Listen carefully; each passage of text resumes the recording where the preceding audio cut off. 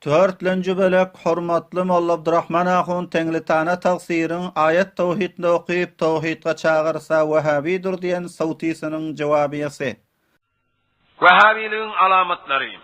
Vehhabi bolan adam geplerini tawhid bilen gepler, özüni muvahhid kökeder, halkları tawhidga çağırır.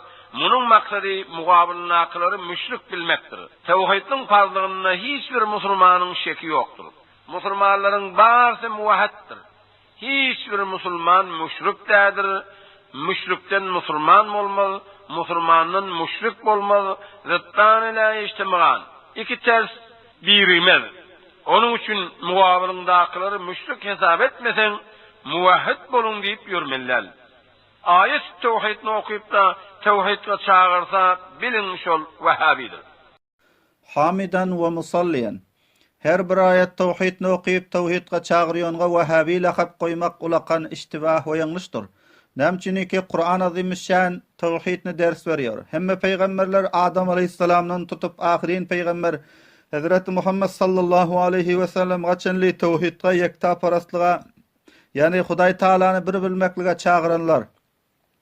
Tawhidga ýekta parastlyga çağırýanga Wahhabi diýilse, onda peýgamberlerge Wahhabi diýmeli bolar. El-iyadu billah. Peýgamberler gijelap gündizlap ummatyny tawhidga ýekta parastlyga dawat berdiler. Bizleriň peýgamberimiz Hazreti Muhammed Mustafa sallallahu aleyhi we sellem 13 ýyl merdim Mekkany tawhidga ýekta parastlyga dawat berdiler. Hudawandy Mutaal tawhidga we ýekta parastlyga dawat berýäni Kur'an azimüşşanda istaýyş etýär. وَمَنْ أَحْسَنُوا قَوْلًا مِمَّنْ دَعَا إِلَى اللّٰهِ وَعَمِلَ صَالِحًا وَقَالَ إِنَّنِي مِنَ الْمُسْلِمِينَ Sure-i Hamim Secde 33. aya.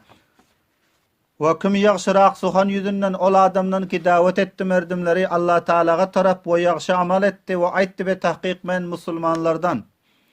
Kur'an azimüşşanda 85 ayet bardyr. Mefhumy kelime-i tayyibe bilen birdir. Min jümle Sure-i İhlas, Kul huvallahu ahad. Başga hem Kur'an azimüşşanda köp ayetler bardyr. Kelime tayyibe bilen hem maňa onda tawhid we ýekta parastlyk beýan bolan. Lihada tawhidga we ýekta parastlyga dawet bermek peýgamberleriň sünnet we tarykalaryndandyr. Neşi we Wahhabiyet. Çunança Hazrat Rasulullah sallallahu aleyhi we sellem merdim Mekkany tawhidga we ýekta parastlyga dawet berdi. Hemçinan Mevlana Muhammed İdris Kandihli rahimahullah Siratul Mustafa'nın 1-nji jildi 179-njy sapgasynda tehrir edipdir. Ya eyyuhan nasu qulu la ilaha illallah tuflihu. Ey merdimler la ilaha illallah dip aýdyňlar, kamyap bolarsyňyzlar. Görseňiz Hazrat Rasulullah sallallahu aleyhi we sellem merdim Mekkany tawhid we ýekta parastlyga dawet beripdirler. Ve sahabe-i kiramlar hem şıl mübarek mehnetini ödöşüne alıp dünyanın küncü kınarına yayrap merdimleri tawhid we ýekta parastlyga dawet berip İslamyga müşerrep bolan adamga din uredipdirler. Binaan Hudaanyň dinine tarap we musulmançylyga tarap we ýagşy amalga tarap dawet berýän adamny Wahhabi diýip betlemek hamakatçylykdan başga zat däldir. Böyle akideden el çekmek lazımydyr. Canım mukabilini müşrik hesap etmen hem şirkten saklan ve şirkten perhiz etdimek gaýsy bir ýaman amal däldir. Hem çunan Hazreti Luqman öz ogluny nasihat etdi we halanki Hazreti Luqmanyň oglu müşrik däldi. Kur'an azimüşşanda Sure-i Luqmanyň 13-nji ayetinde zikir bolupdyr. Ve iz qala Luqmanu li ibnihi ve huve ya'izuhu ya bunayya la tuşrik billahi inneş-şirke la zulmun azim. Sure-i Luqman 13-nji ayet.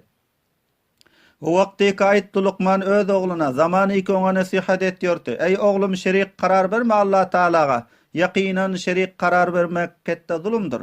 Görseňiz Hazrat Luqman öz ogluna nasihat etdiki, Hudaý Taalaga şerik karar berme diýip. O halanky Hazrat Luqmanyň ogly müşrik däldi. Canım mukabil müşrik hesap etmen tawhidga we ýekta parastlyga dawet bermek gaýsy bir mezmum amal däldir. Ahunda adamyň canım mukabilini müşrik hesap etmesen muvahhid bolun diýip ýörmeli däl diýmekligi açyk iştibahdyr.